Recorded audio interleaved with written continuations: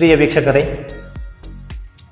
ನಾನು ನಿಮ್ಮ ಜಿಸಿ ಪಾಟೀಲ್, ಸಹ ಶಿಕ್ಷಕ ವನಶ್ರೀ ಪ್ರೌಢಶಾಲೆ ಹಲಗ.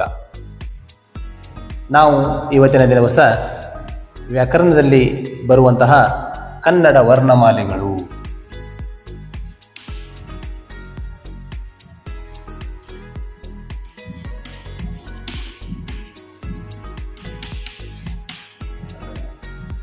ಕನ್ನಡ ವರ್ಣಮಾಲೆಗಳು ಇವುಗಳ ಬಗ್ಗೆ ನಾವು ಇವತ್ತಿನ ದಿವಸ ಅಭ್ಯಾಸ ಮಾಡುವ. ಹಾಗಾದ್ರೆ ಕನ್ನಡ ವರ್ಣಮಾಲೆಗಳು ಅಥವಾ ಕನ್ನಡ ಮೂಲಾಕ್ಷರಗಳು ಅಂತೂ ಕೂಡ ನಾವು ಇದನ್ನ ಕರಿತೀವಿ. ಹಾಗಾದ್ರೆ ಈ ಕನ್ನಡ ವರ್ಣಮಾಲೆಗಳು ಒಟ್ಟು ಎಷ್ಟು ಅಂತಂದ್ರೆ 49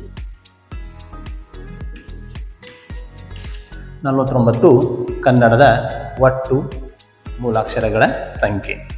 ಹಾಗಾದ್ರೆ ಇಲ್ಲಿ ಕನ್ನಡ ಮೂಲಾಕ್ಷರಗಳಲ್ಲಿ ಮೊಟ್ಟ ಮೊದಲು ಬರುವುದು ಯಾವುದಪ್ಪ ಅಂತಂದ್ರೆ ಸ್ವರಗಳು.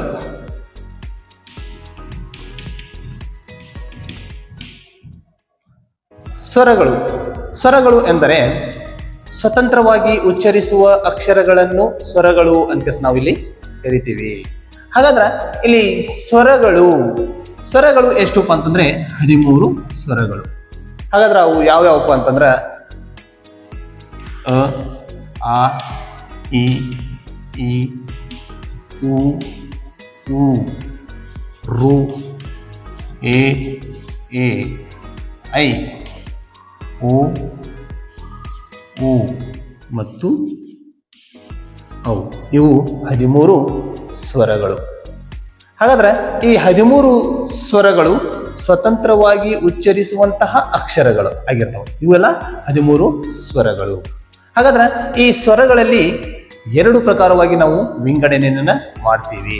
ಮೊದಲನೇದು ಯಾವ್ದಪ್ಪ ಅಂದ್ರ ಹ್ರಸ್ವ ಸ್ವರ.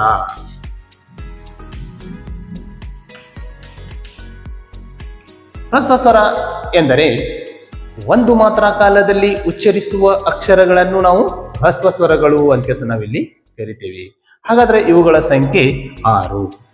ಅವು ಯಾವ್ಯಾವಪ್ಪ ಅಂತಂದ್ರೆ ಇಲ್ಲಿ ನೋಡ್ರಿ, ಅ, ಇ, ಉ, ರು, ಎ, ಓ.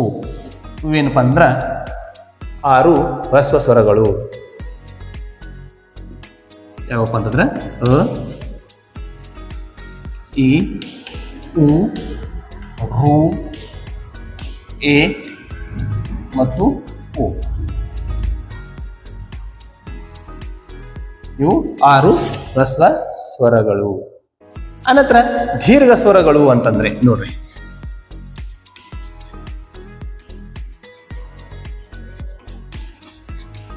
ಇವುಗಳ ಸಂಖ್ಯೆ 7. ಉಳಿದಿದ್ದೆಲ್ಲ ಇವೇನಪ್ಪ ಅಂತಂದ್ರೆ ದೀರ್ಘ ಸ್ವರಗಳೊಳಗೆ ಬರ್ತಾವ. ಹಾಗಾದ್ರೆ ನೋಡ್ರಿ, ದೀರ್ಘ ಸ್ವರಗಳು ಅಂತಂದ್ರೆ 2 ಮಾತ್ರ ಕಾಲದಲ್ಲಿ ಉಚ್ಚರಿಸುವಂತಹ ಅಕ್ಷರಗಳನ್ನ ನಾವು ದೀರ್ಘ ಸ್ವರಗಳು ಅಂತ ಕರಿತೀವಿ. ಹಾಗಾದ್ರೆ ನೋಡ್ರಿ, ಅವು ಯಾವಪ್ಪ ಅಂತಂದ್ರೆ ಆ, ಈ, ಉ, ಎ, ಐ, ಓ ಮತ್ತು ಔ.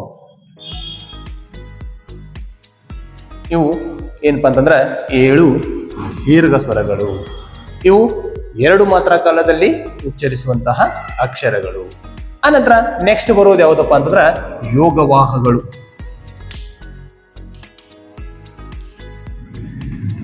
ಯೋಗವಾಹಗಳು ಎಷ್ಟಪ್ಪ ಅಂತಂದ್ರೆ 2. ಯೋಗವಾಹಗಳು 2. ಒಂದು ಅನುಸ್ವಾರ ಅಂದ್ರೆ ಅಂ, 2 ವಿಸರ್ಗ.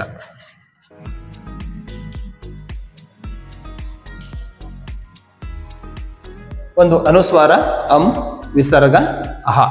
ಹಾಗಾದ್ರ ಇಲ್ಲಿ ನೋಡ್ರಿ, ನಾವು ಕನ್ನಡ ವರ್ಣಮಾಲೆಗಳಲ್ಲಿ ಸ್ವರಗಳು 13, ಇದರಲ್ಲಿ ಹ್ರಸ್ವ ಸ್ವರಗಳ ಸಂಖ್ಯೆ 6, ದೀರ್ಘ ಸ್ವರಗಳ ಸಂಖ್ಯೆ 7, ಅದೇ ರೀತಿ ಯೋಗವಾಹಗಳು 2. ಆನಂತರ ನೆಕ್ಸ್ಟ್ ಬರುವುದು ಯಾವುದಪ್ಪ ಅಂತಂದ್ರೆ ವ್ಯಂಜನಗಳು. ಸ್ವರಗಳು ಆಯ್ತು ಅಂತಂದ್ರೆ ಆದ ನಂತರ ಇಲ್ಲಿ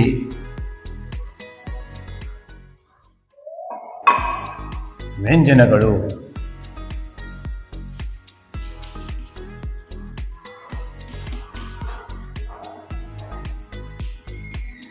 ನೋಡ್ರಿ, ಇಲ್ಲಿ ಕನ್ನಡದಲ್ಲಿ 34 ವ್ಯಂಜನಗಳ ಸಂಖ್ಯೆ.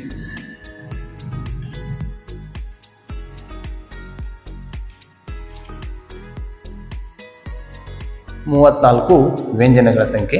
ವ್ಯಂಜನಗಳು ಅಂತಂದ್ರೆ ಸ್ವರಗಳ ಸಹಾಯದಿಂದ ಉಚ್ಚರಿಸುವಂತಹ ಅಕ್ಷರಗಳನ್ನು ನಾವು ವ್ಯಂಜನಗಳು ಅಂತ ನಾವಿಲ್ಲಿ ಕರಿತೀವಿ. ಹಾಗಾದ್ರೆ ನೋಡ್ರಿ, ವ್ಯಂಜನಗಳು ಎಷ್ಟಿದಾವಪ್ಪ ಅಂತಂದ್ರೆ ಇವು 34. ಇದರಲ್ಲಿ ವರ್ಗೀಯ ವ್ಯಂಜನಗಳು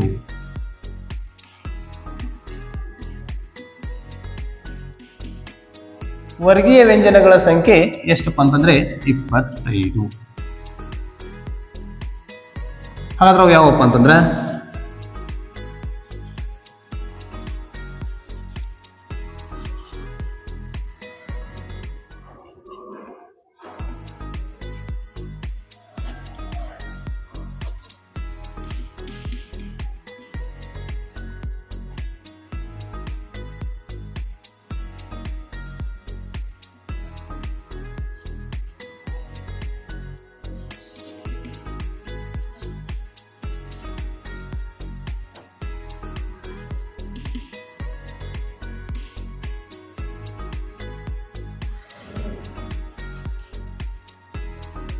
ನೋಡ್ರಿ, ಈ ವರ್ಗೀಯ ವ್ಯಂಜನಗಳಲ್ಲಿ ಒಟ್ಟು 25 ಅಕ್ಷರಗಳು, ಸಂಖ್ಯೆಗಳು.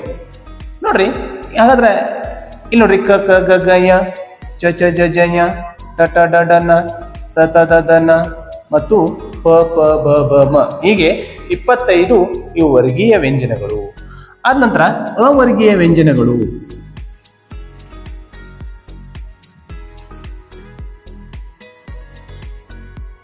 ಅವರ್ಗೀಯ ವ್ಯಂಜನಗಳ ಸಂಖ್ಯೆ ಎಷ್ಟಪ್ಪ ಅಂತಂದ್ರೆ 9. ಹಾಗಾದ್ರ ಅವು ಯಾವಪ್ಪ ಅಂತಂದ್ರೆ ಯ, ರ, ಲ, ವ, ಶ, ಶ, ಸ ಮತ್ತು ಹ ಮತ್ತು ಳ. ಹೀಗೆ ಇವು 9 ಅವರ್ಗೀಯ ವ್ಯಂಜನಗಳಲ್ಲಿ ಬರ್ತಾವ. ಹಾಗಾದ್ರೆ ಇಲ್ಲಿ ವರ್ಗೀಯ ವ್ಯಂಜನಗಳಲ್ಲಿ ನಾವು ಮುಖ್ಯವಾಗಿ 3 ಪ್ರಕಾರವಾಗಿ ವಿಂಗಡಣೆಯನ್ನ ಮಾಡ್ತೀವಿ. ಹಾಗಾದ್ರೆ ನೋಡ್ರಿ, ವರ್ಗೀಯ ವ್ಯಂಜನಗಳಲ್ಲಿ ಪ್ರಕಾರಗಳು. ನೋಡಿ, ವರ್ಗೀಯ ವ್ಯಂಜನಗಳಲ್ಲಿ ಪ್ರಕಾರಗಳು ಎಷ್ಟಪ್ಪ ಅಂತಂದ್ರೆ 3. 1 ಅಲ್ಪ ಪ್ರಾಣಾಕ್ಷರಗಳು, ಇವೆಷ್ಟಪ್ಪ ಅಂತಂದ್ರೆ 10. ಎರಡನೇದ್ದು ಮಹಾಪ್ರಾಣಾಕ್ಷರಗಳು,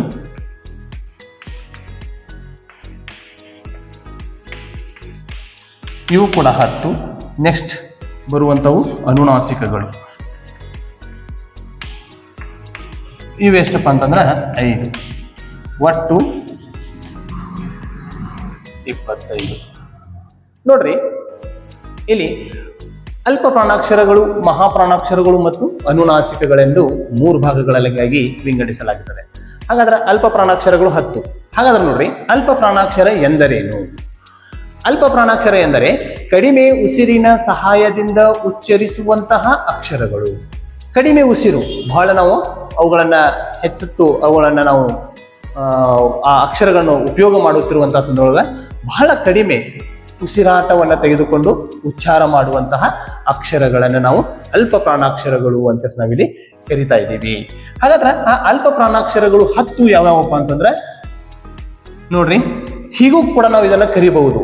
ಅಲ್ಪ ಪ್ರಾಣಾಕ್ಷರಗಳು ಅಂತಂದ್ರೆ ಕಡಿಮೆ ಉಸಿರಿನ ಸಹಾಯದಿಂದ ಉಚ್ಚರಿಸುವ ಅಕ್ಷರಗಳನ್ನು ನಾವು ಅಲ್ಪ ಪ್ರಾಣಾಕ್ಷರಗಳು ಅಂತೂ ಕೂಡ ಕರಿಬಹುದು.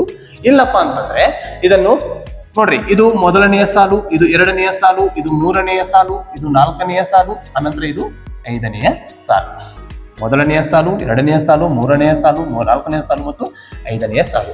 ಹಾಗಾದ್ರೆ ನಾವಿಲ್ಲಿ ಅಲ್ಪ ಪ್ರಾಣಾಕ್ಷರಗಳನ್ನ ನಾವು ಹೆಂಗ್ ಕಂಡು ಹಿಡಿಬೇಕಪ್ಪ ಅಂತಂದ್ರೆ, ಮೊದಲನೆಯ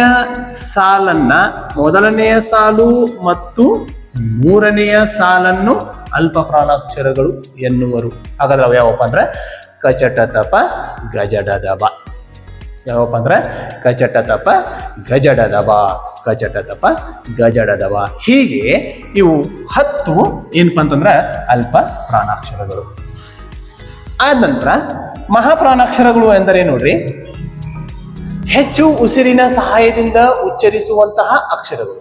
ಅಂದ್ರೆ ನಾವು ಸ್ವಲ್ಪ ಉಚ್ಚಾರ ಮಾಡುವಂತಹ ಸಂದರ್ಭದಲ್ಲಿ ಈ ಅಕ್ಷರಗಳನ್ನ ನಾವು ಹೆಚ್ಚು ಉಸಿರನ್ನ ತೆಗೆದುಕೊಂಡು ಉಚ್ಚಾರ ಮಾಡುವಂತಹ ಅಕ್ಷರಗಳನ್ನ ನಾವೇನಂತ ಕರಿತೀವಪ್ಪ ಅಂದ್ರೆ ಮಹಾಪ್ರಾಣಾಕ್ಷರಗಳು ಅಂತ ಕರಿತೀವಿ. ಅವು ಕೂಡ ಎಷ್ಟಿದಾವಪ್ಪ ಅಂದ್ರೆ 10 ಇದಾವ.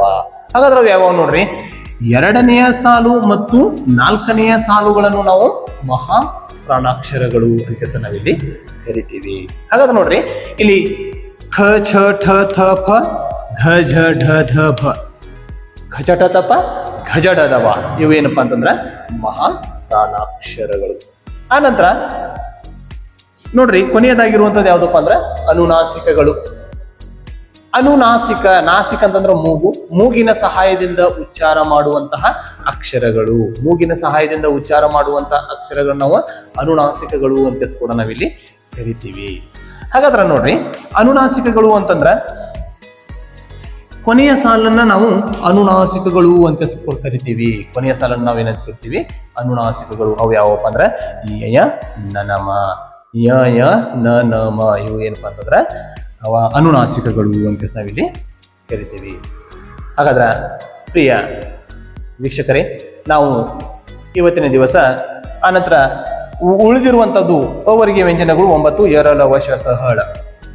ಈ ರೀತಿ ನಾವು ಇವತ್ತಿನ ದಿವಸ ಕನ್ನಡ ವರ್ಣಮಾಲೆಗಳಲ್ಲಿ ಒಟ್ಟು ಅಕ್ಷರಗಳ ಸಂಖ್ಯೆ, ಅನಂತರ ಸ್ವರಗಳ ಸಂಖ್ಯೆ, ಸ್ವರಗಳಲ್ಲಿ ಹ್ರಸ್ವ ಸ್ವರಗಳ ಸಂಖ್ಯೆ, ಅನಂತರ ದೀರ್ಘ ಸ್ವರಗಳಲ್ಲಿ ಅವುಗಳ ದೀರ್ಘ ಸ್ವರಗಳ ಸಂಖ್ಯೆ, ಆನಂತರ ವ್ಯಂಜನಗಳು ಎಂದರೇನು, ಆಮೇಲೆ ವ್ಯಂಜನಗಳಲ್ಲಿ ವರ್ಗೀಯ ವ್ಯಂಜನಗಳು ಮತ್ತು ಅವರ್ಗೀಯ ವ್ಯಂಜನಗಳೆಂದು 2 ಭಾಗಗಳನ್ನು ವಿಂಗಡಿಸಿ ವರ್ಗೀಯ ವ್ಯಂಜನಗಳ ಸಂಖ್ಯೆ ಮತ್ತು ಅವರ್ಗೀಯ ವ್ಯಂಜನಗಳ ಸಂಖ್ಯೆ, ಆನಂತರ ವರ್ಗೀಯ ವ್ಯಂಜನಗಳಲ್ಲಿ 3 ಪ್ರಕಾರವಾಗಿ ವಿಂಗಡಣೆಯನ್ನ ಮಾಡಿ, ಮೊದಲನೆಯದು ಅಲ್ಪ ಪ್ರಾಣಾಕ್ಷರ, ಮಹಾಪ್ರಾಣಾಕ್ಷರ ಮತ್ತು ಅನುನಾಸಿಕ.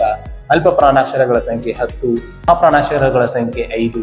ಹೀಗೆ ನಾವು ಈ ಒಂದು ಕನ್ನಡ ವರ್ಣಮಾಲೆಗಳನ್ನ ನಾವು ಅವುಗಳ ಸಂಖ್ಯೆ ಮತ್ತು ಅವುಗಳನ್ನ ನಾವು ಯಾವ ರೀತಿಯಾಗಿ ಅವುಗಳನ್ನ ನಾವು ಕಂಡು ಹಿಡಿಬೇಕು ಮತ್ತು ಅವುಗಳ ಸಂಖ್ಯೆ ಎಷ್ಟಿರ್ತಾವ, ಹೆಂಗಿರ್ತಾವ ಅನ್ನೋದರ ಬಗ್ಗೆ ನಾವು ಇವತ್ತಿನ ದಿವಸ ಅಭ್ಯಾಸ ಮಾಡ್ತೀವಿ. ನಮಸ್ಕಾರ ಪ್ರಿಯ ವೀಕ್ಷಕರೇ, ನಾವು ಹೀಗೆ ಇನ್ನಿತರ ಮುಂದಿನವಂತಿರುವಂತಹ ವ್ಯಾಕರಣದಲ್ಲಿ ಬರುವಂತಹವು ಇರ್ಬೋದು, ಅದೇ ರೀತಿ ದ್ವಿತೀಯ ಭಾಷೆಯ ಕನ್ನಡ ವಿಷಯದಲ್ಲಿ ಬರುವಂತಹ ಗದ್ಯ ಪದ್ಯಗಳು ಇರಬಹುದು. ನೀವು ಈ ನಮ್ಮ ಚಾನೆಲ್ಗೆ ಸಬ್ಸ್ಕ್ರೈಬ್ ಆಗಿ, ಅದೇ ರೀತಿ ಬೆಲ್ ಐಕನ್ ಅನ್ನ ಕ್ಲಿಕ್ ಮಾಡಿ, ಹಾಗೆಯೇ ನಾವು ಮಾಡಿರುವಂತಹ ಸಣ್ಣ ಪ್ರಯತ್ನಕ್ಕೆ ನಿಮ್ಮ ಮೆಚ್ಚುಗೆ ಇರಲಿ ಅಂತ ಹೇಳ್ತಾ ತಮಗೆಲ್ಲರಿಗೂ ನಮಸ್ಕಾರಗಳು, ಧನ್ಯವಾದ.